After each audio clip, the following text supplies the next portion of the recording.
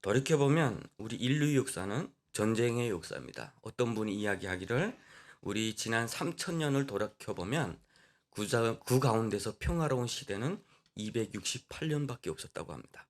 우리 주변에도 지금도 전쟁은 지속되고 있습니다. 특별히 요즘에는 북한에서 아주 큰 소리를 치고 있습니다. 아주 군사적으로도 아주 강경한 태도를 지금 보이고 있습니다. 지금으로부터 70년 전에 바로 이때에 북한이 남한을 침략함으로 인해서 3년 동안 수백 명의 사람들이 희생이 되었습니다. 70년이 지난 지금에 와서 그들이 회개하고 돌이키진 못하고 지금에 와서 또 저렇게 강경하게 나오고 있습니다. 마음이 너무 안타깝고 또 우리 믿는 자들이 이럴 때일수록 더욱더 기도해야 될 줄로 믿습니다. 사실 6.25 전쟁이라고 하는 것은 이길 수 있는 전쟁은 아니었습니다. 당시에 북한의 상황과 남한의 상황을 돌이켜볼 때 이길 수 있는 형편도 아니었습니다. 그럼에도 불구하고 전쟁이 일어날 때 한국교회가 기도했고 하나님께서 그 한국교회 기도를 들어주셔서 정말 오늘날 같이 이렇게 신앙의 자유가 있는 그런 대한민국이 있게 되었습니다. 많은 사람들이 이야기를 해요. 그때 당시 북한이 이겼다고 해도 지금은 통일됐을 것이 아니겠냐. 북한은 그때 변화되지 않았겠느냐.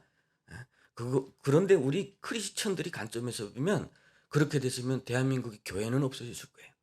하나님의 이 땅에 이루고자 하시는 하나님의 뜻은 이루어지지 못했을 것입니다.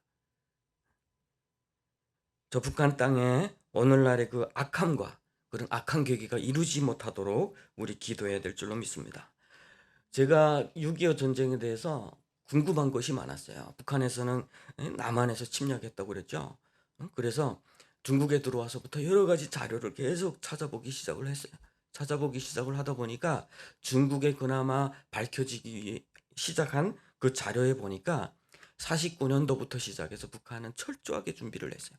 해방이 돼서 일제로부터 넘겨받은 굼 9톤, 은 40톤, 그 철 정광 1만여 톤을 다 소련에 주고 대신에 무기를 받아왔어요. 탱크라 여러 가지 무기를 다 받아왔고 중국의 요구에서 중국의 항일 전쟁과 국내 전쟁에 참교했던 백전의 노장들을 2개 사단이나 받았어요. 다 우리 민족이죠. 다 받아서 철저하게 무장을 준비했습니다.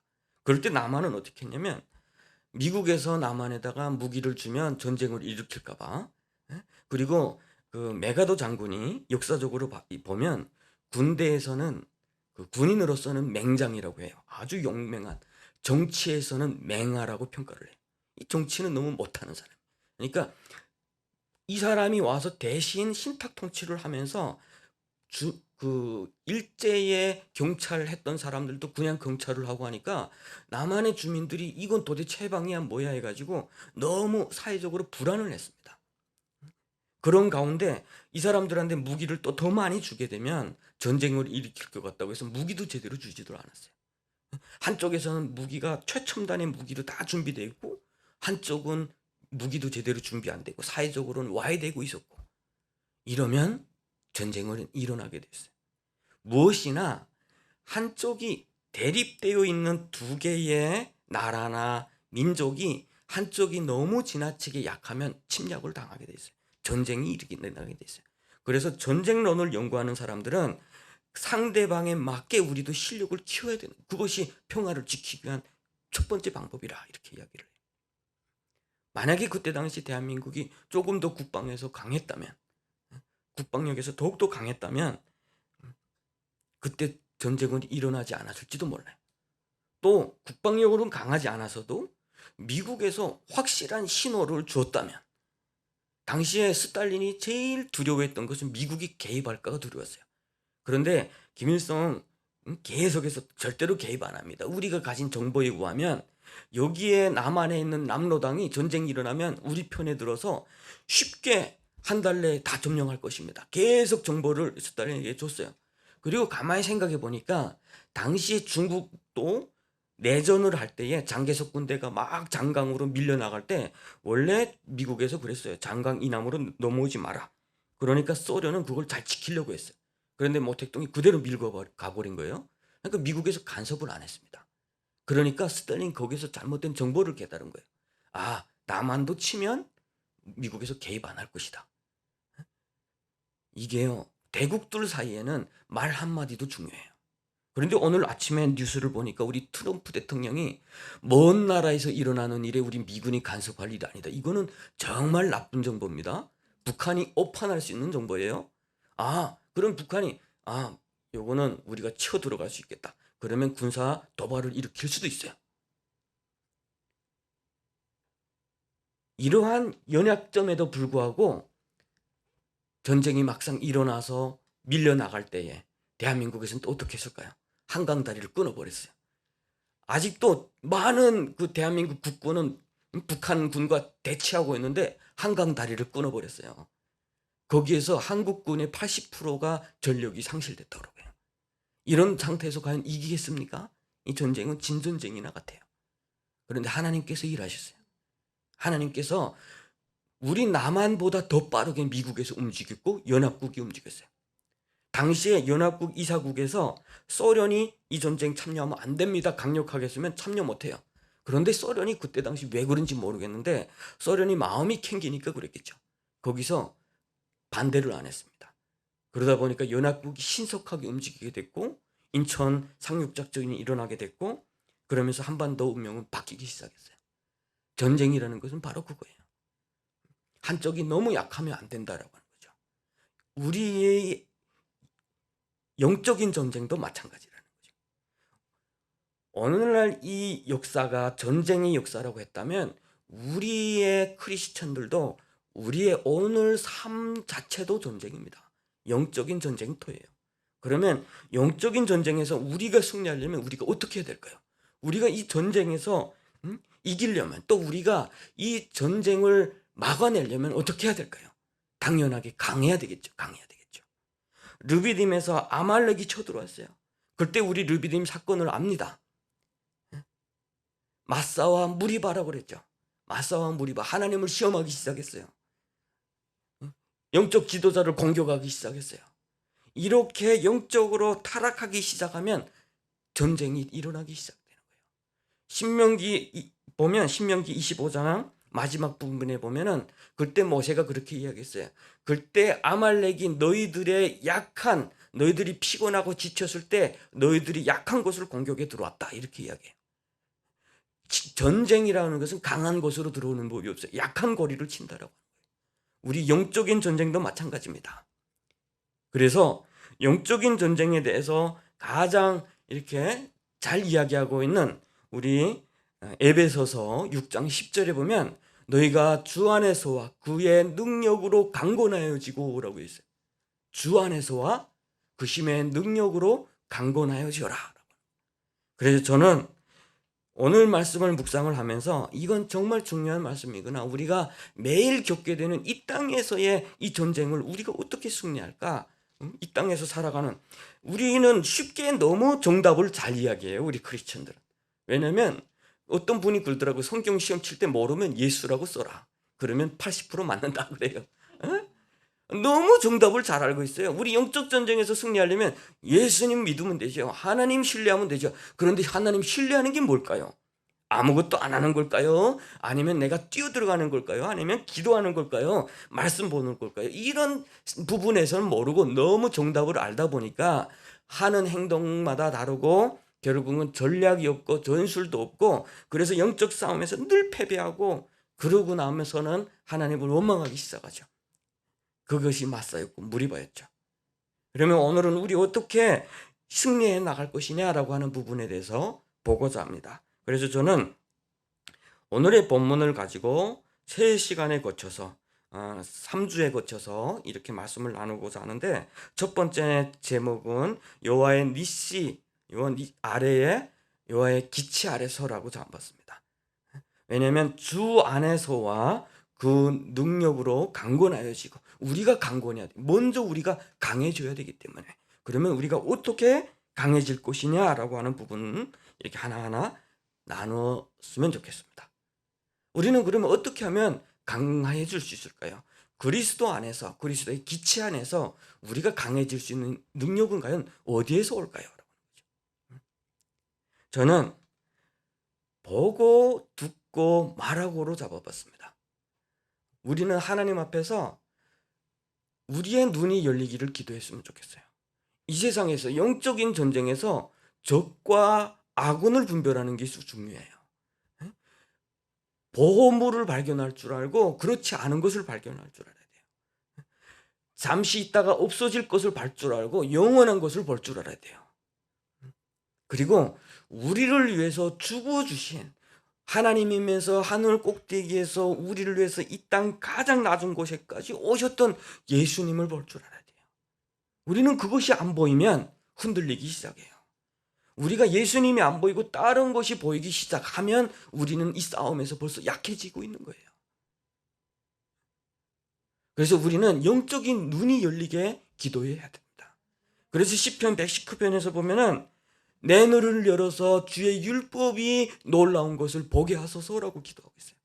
주의 율법, 하나님의 말씀이 놀라운 것을 우리로 보게 해 주십시오.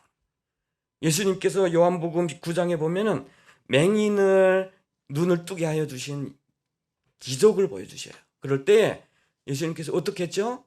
실로암에 가라. 실로암에 가라. 실로암이라는 뜻은 보내신 곳이라고 그러는데 보내심 받은 곳이라. 우리에게 실로암이 있습니까? 우리 개인에게 과연 실로암은 어디입니까? 내가 이 땅에서 눈 멀고 있던 것이 내가 그곳에 가서 눈을 뜰 수 있는 것이 과연 어딜까요? 우리는 지금 이 땅에서 살아가면서 도무지 주님, 나는 주님을 믿는 것 같은데 밖에 나오면 너무나도 주님이 없는 것이 강한 것 같고 주님이 없는 것이 옳은 것 같고 하나님의 말씀 아닌 다른 것도 다 맞는 말 같고 이런 분별로 너무나도 혼란스러운 가운데 있어요. 그럴 때마다 우리는 늘 가야 되는 하나님이 보낸 곳 실로암이라는 것이 있어야 돼요. 그것이 교회입니다. 그것이 교회고 그것이 주님 앞에서 예배하는 예배의 자리입니다. 말씀 듣는 자리입니다. 오늘 우리 인천 한나라 은혜교회가 아직도 영적인 눈을 뜨지 못한 우리 다른 많은 분들에게 실로암이 됐으면 좋겠습니다. 그렇게 기도합니다. 먼저 눈이 떠야 돼요. 눈이 떠서 정말 우리 주님께서 죽음의 권세를 이기고 살아나신 부활의 주님을 봐야 돼요. 그 능력을 받아야 돼요. 그것이 바로 주 안에 서 있는 것이고 그 능력으로 강건해지는 것이에요. 그렇지 않으면 우리는 영적인 싸움에서 승리할 수가 없습니다. 두 번째, 듣는 것이라고 그랬죠. 믿음은 어디서 나온다고 그랬죠? 들음에서 나온다. 하나님의 말씀을 듣는 것에서 나와야 돼요. 우리는 너무 이 시대에는 너무나도 큰 소리들이 많아요. 큰 소리도 많고 전문가들이 하는 소리도 많고 어떻게 보면 뉴스의 홍수 속에서 살아가고 있어요. 그 중에서 우리가 들어야 할 것이 과연 무엇인지도 흔들릴 때가 있어요. 우리가 먼저 귀를 세워야 될 것, 그것은 하나님의 말씀인 줄로 믿습니다. 매일 성경을 읽어요. 그 성경이 나의 마음, 나의 양심을 울려야 돼요. 내 양심 속에서 그 말씀이 들려야 돼요. 그냥 오늘 아침에 한 구절 묵상하는 것, 그것으로 끝이 나면 안 됩니다. 그것이 내 오늘 주시는 말씀으로 내 양심에 들려야 돼요. 그것이 이 땅에서 살아가면서 내가 강건할 수 있는 첫 번째 또 중요한 포인트이기도 합니다. 그리고 나서 말하기죠. 말하기. 그 말하기는 뭘까요? 하나님을 향해서 기도입니다. 하나님을 향해서 감사합니다. 하나님을 향해서 찬양하는 겁니다. 우리는 너무 이 땅에서 살아가면서 감사할 줄을 모르는 것 같아요. 감사가 없어지면 뭐가 있죠? 그 자리에 불평이 들어옵니다. 감사가 떠난 자리에는 침묵이 있는 것이 아니라 불평이 있어요. 나는 늘 하나님을 찬양하고 내 입술로 늘 하나님께 감사하는 것이 버릇이 돼야 돼요. 지난번에 우리 그 마사와 무리바에서 불평 없이 살아보기라고 하는 그곳에서 우리의 약한 것이 도대체 무엇인지를 우리는 찾아보았습니다. 상황이 바뀔 때마다 우리는 하나님께 원망을 해요. 분명히 돌이켜보니까 하나님께서 우리를 통해서 하셨던 놀라운 일들이 너무 많은데 새로운 환경이 있을 때마다 나는 주저앉고 나는 원망하고 불평하기 시작을 해요. 나의 욕구가 즉석에서 이루어지기를 너무 간절히 바라다 보니까 하나님의 생각과 나의 욕구가 부딪힐 때 나는 늘 하나님을 원망하게 됩니다. 그래서 우리는 늘 감사하는 자가 돼요. 성경은 그래서 우리에게 이야기를 합니다. 범사에 감사하는 자가 되라 그래요. 범사에 감사하는 자가 되라. 거기에 능력이 있다라고 하는 거예요. 거기에 능력이 있다. 왜냐하면 하나님께서 그들과 함께 하시기 때문이라는 거예요. 그리고 나서 또 한 가지 말하는 것은 뭘까요? 전도죠. 전도. 복음은 나만 아는 것이 아니에요. 예수님께서 이 땅에 오셔서 지속적으로 전도하러 다니면서 내가 이 땅에 온 목적이 바로 전도를 위해서 왔다라고 그래요. 그리고 예수님께서 승천하시기 전에 지상 명령을 내리실 때 우리에게 전도하라고 가르쳤어요.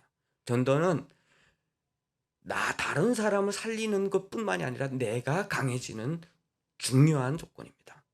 내가 다른 사람을 전도하기 위해서 기도해야 되고 준비해야 되고, 내가 아는 것을 다른 사람에게 이야기하는 것은 그냥 아는 것과 달라요. 그래서 그 전도할 때 또 하나님께서 하시는 놀라운 역사를 또 경험할 수밖에 없어요. 그러면 이런 사람은 강력한 사람, 세상이 감당할 수 없는 그런 사람이 된다라고 하는 겁니다. 성경에서는 그렇게 이야기를 하죠. 십자가의 도가 믿지 않는 자들에게 미련한 것이지만 믿는 우리에게는 하나님의 능력이다. 그 도를 가지고 있는 사람들, 도를 전하는 사람들이 돼야 된다라고 하는 것입니다. 그리고 아까 기도할 때에 우리가 빼놓지 말아야 될 것이 있어요. 그것은 말씀을 떠난 기도는 있으면 안 된다라고. 세상의 이방 종교들도 기도를 해요. 그런데 그 기도는 늘 인간의 욕구를 채우기 위한 간절한 소원을 들어달라고 하는 그런 기도입니다. 우리가 말씀을 떠나면 우리도 자칫하면 그런 기도를 할 수도 있어요. 우리 욕구를 채워주는 그런 기도. 그래서 성경에 말하기를 사람이 귀를 돌려서 여호와의 율법을 듣지 않는 자의 기도는 가증하다라고 해서 잠언은 이야기를 하고 있어요. 그리고 디모데전서도 이야기합니다. 사람은 말씀과 기도로 거룩하게 된다.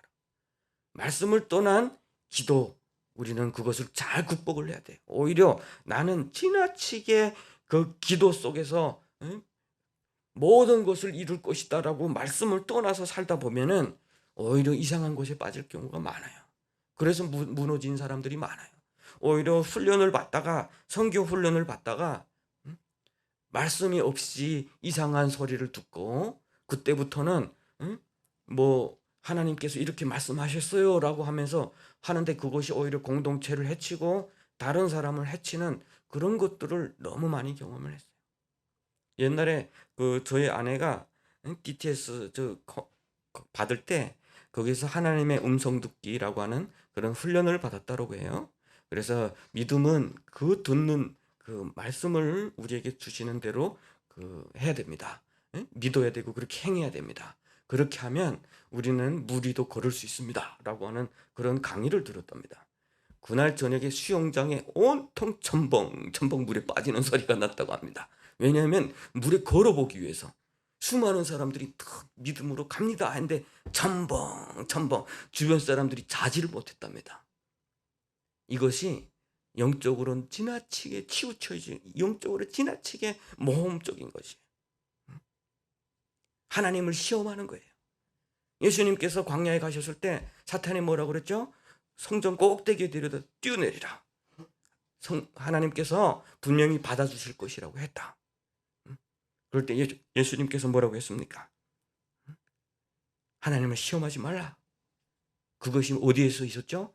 하나님의 말씀 그 자체를 예수님도 그 말씀으로 기도했다라고 하는 말씀입니다. 우리는 말씀과 기도라는 늘 균형 잡힌 바른 신앙을 가져야 돼요.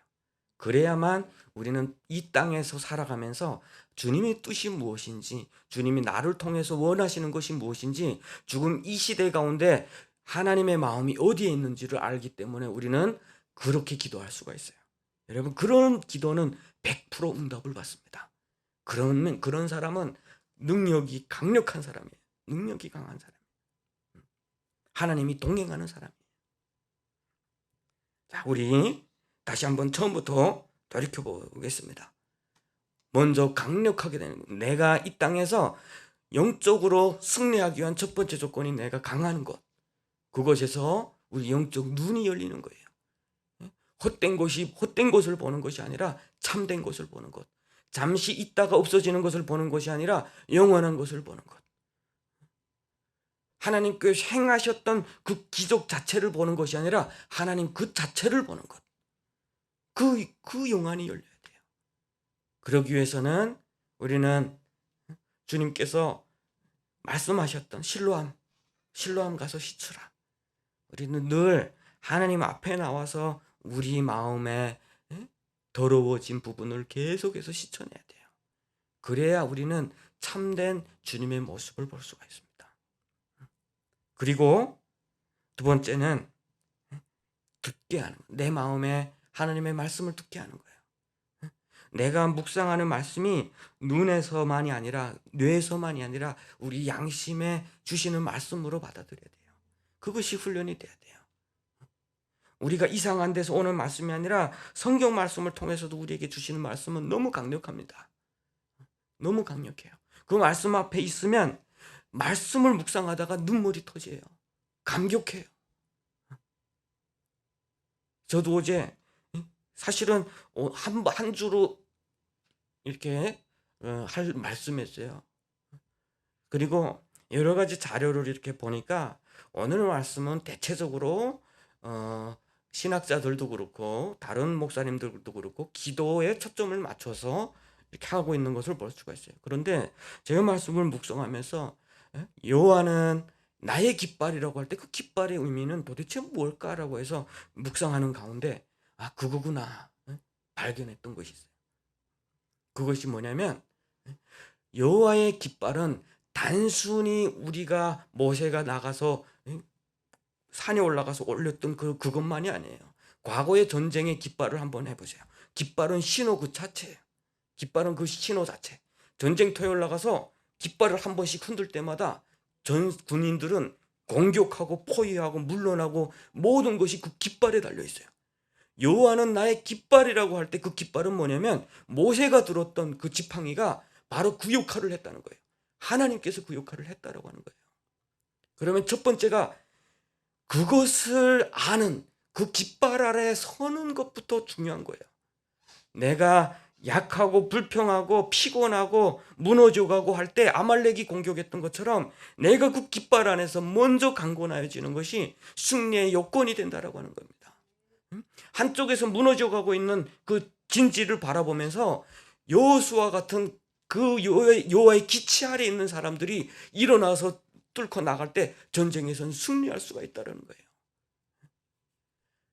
우리 가운데 약점이 무엇이죠? 우리 가운데 약한 것이 무엇이죠? 그러면 나는 먹는 것에 약해요.